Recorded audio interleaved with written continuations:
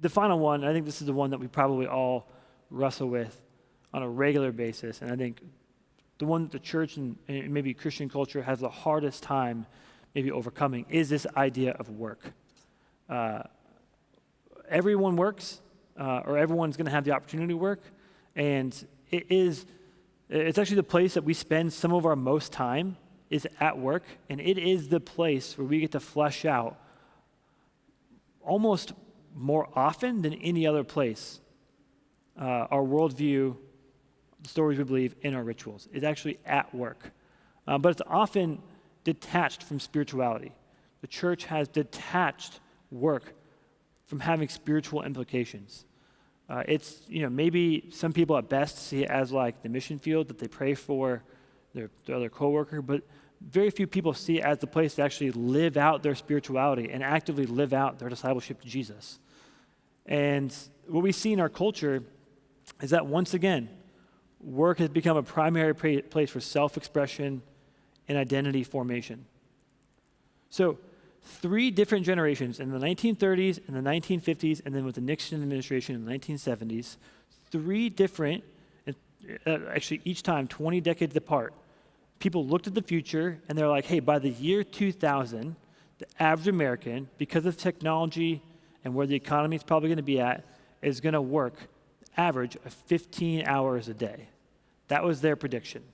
And basically, each one of those predictions was based on the idea, the founding principle, that Americans were going to choose leisure and family time and basically vacation time and time in itself over work and money.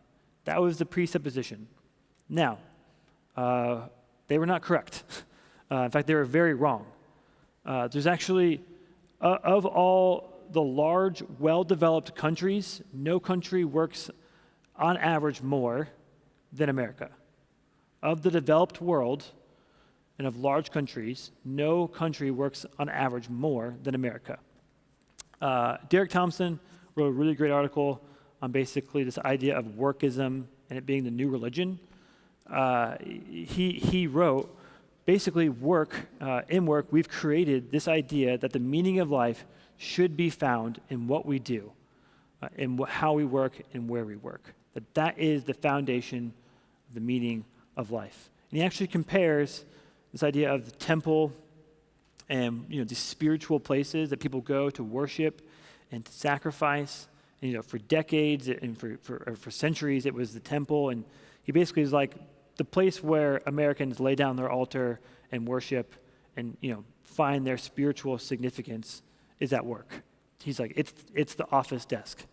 And he writes this incredible article basically unpacking that workism is actually slowly killing Americans and running Americans rampant. And again, if work becomes the place in which we find our identity or we find the good life, well, then enough is never enough, right? Or good enough is never good enough. Or a performance is never where it should be. And that leads people to work crazy hours to pursue lifelong careers trying to find something that it was never designed to actually provide them.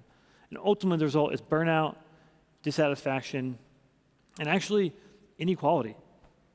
Like, it actually brings about inequality within our world as people continue to overwork and pursue more money in themselves. It actually creates divide amongst people and amongst classes.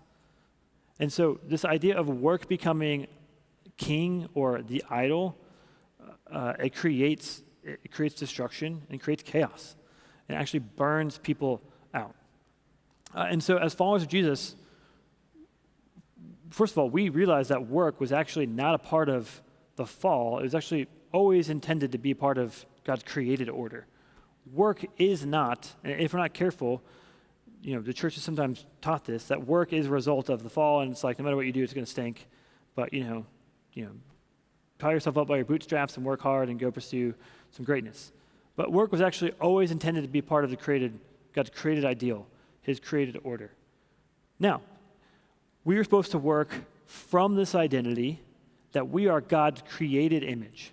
and that we are given a role and a task on this world to display that image through being fruitful and multiplying and cultivating the earth, actually taking part in creating something new and participating in God's creative project that was earth and making something new that wasn't already there. That is part of who we are as human beings. I think that's why you ask any 7-year-old, hey, what do you want to be when you grow up? And they'll tell you an astronaut. For me, it was an NBA basketball player that came crashing and burning. That dream died very quickly, as you can probably tell by everything about me. But every 7-year-old has some idea of what they want to be when they grow up, because it's in us to become something and do something for work.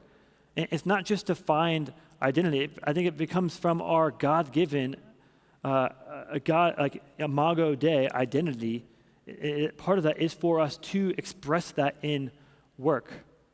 And so, as followers of Jesus, we don't just pursue work, but we live a life of vocation. We actually live a life predicated on vocation, meaning that everything we do is from this created, God-given image that allows us to live a life that no matter what our actual job is, we live a life of vocation, a greater calling to express that in whatever outlet that looks like. So we can live by vocation and be part-time at Starbucks. Or you can live by vocation and be the lead pastor of a church. You can live by this idea of vocation and be the CEO of a company. It's not necessarily what you're doing, but how you approach and how you go about and what place you're going about work from. Vocation is predicated on becoming a certain kind of person within the workplace. So becoming a certain kind of person and then going within the workplace, not becoming a certain kind of person because of your work or of your workplace. So you're already formed in this foundation of who you are in Jesus, and so you're going into this workplace versus going into the workplace trying to find who you are in search of an identity, in search of becoming a certain kind of person. It is through vocation we actively participate through our gifts to seek the flourishing of the world. We actually, through the gifts that God's given us, get to partake and use those to bring about flourishing in this world. Not just, again, to self-achieve, to make more money, to show off our abilities, our gifts, to make more of ourselves, to elevate us above others, but to, again, bring flourishing in this world. So I think there's a few ways we can do that. The first, a life of vocation has established a healthy work-life balance. And again, the work-life balance has been created from the beginning. So God creates man. He says, hey, be fruitful and multiply, cultivate the earth. And then the next full day they experienced is the seventh day, which was Sabbath. So man's first human experience is Sabbath. Eugene Peterson points out that man was supposed to live from this Sabbath rest, not in search of it, or not, kind of at the end of it. We're not supposed to live kind of on a burnt rope, but from like a fully rested, in God's presence type of person. That's the kind of person we are supposed to be. And so again, healthy work-life balance was from the get-go. One of the things God does to rewire Israel from the slavery of Egypt is he tells them to stop working. He creates the Sabbath. Again, this has been talked about a lot in the church at this moment, but I just want to point out again, on par with not murdering, God viewed the Sabbath as one of the 10 most important things to creating a healthy society that reflected his kingdom. Again, on par with don't cheat on your wife, don't kill people, and don't steal their stuff.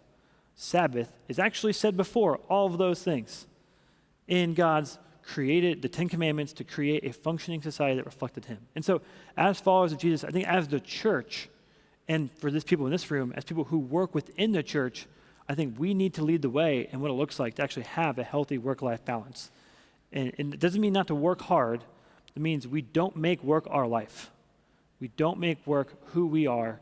And people who do that within the church experience the same difficulties they do elsewhere. The only problem is burnout, destruction, and chaos. It's not just being brought into some Fortune 500 company, but that's brought into the church, which then creates its own set of problems and issues. So work-life balance. Second, we work from an identity in God, not for an identity. I already mentioned that. But if work is becoming a place, if you attach your work to who you are, one, that's natural. Every one of us attaches some part of who we are to what we do. It's why when you meet someone at a party you've never met before, hey, what do you do? It's because it is really a gateway into what that person is or who they are or what their life is like and kind of what life they're living. But again, how we approach that is really the name of the game. Do we approach that from an identity rested in God, from a place that at the core, God loves me, and his first feelings toward me are love, and so I am then going into this workplace knowing that I'm a fully loved person who doesn't need to strive to earn God's love? Or are we coming out of a person who does not feel that love, who's actually striving in work to find love, to find success, to find happiness, to actually form our identity? And whether or not we do that is going to basically be whether or not we're building our life on the bricks or on the rock or on the sand. And a life of finding identity in work is building our life on sand that will eventually crumble. Finally, doing everything with excellence and doing everything motivated by love. Again, as followers of Jesus, we should do things really well. I don't think I need to harp on that for too long. But there should be a distinct difference in how we do things than just everyday average people. There should be a clear difference in how we work, in our work ethic, and the way we do things. And also, it needs to be motivated by love. Love of the organization we're working for, love of others, but ultimately love for God. Like the way we work is an active expression of how we love God. So again, leisure, family, and work, these are three places that the vision of the good life infiltrates and that we get to live out or rewrite the narratives in actively.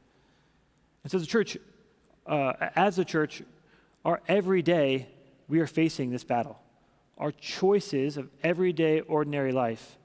Again, what bricks are we laying down? Are we laying down bricks on the rocks or bricks on the sands? And that's what we get to wrestle with on a daily basis. And we get to actively choose what story we want to invest in, what story we want to be a part of, what good life are we going to pursue.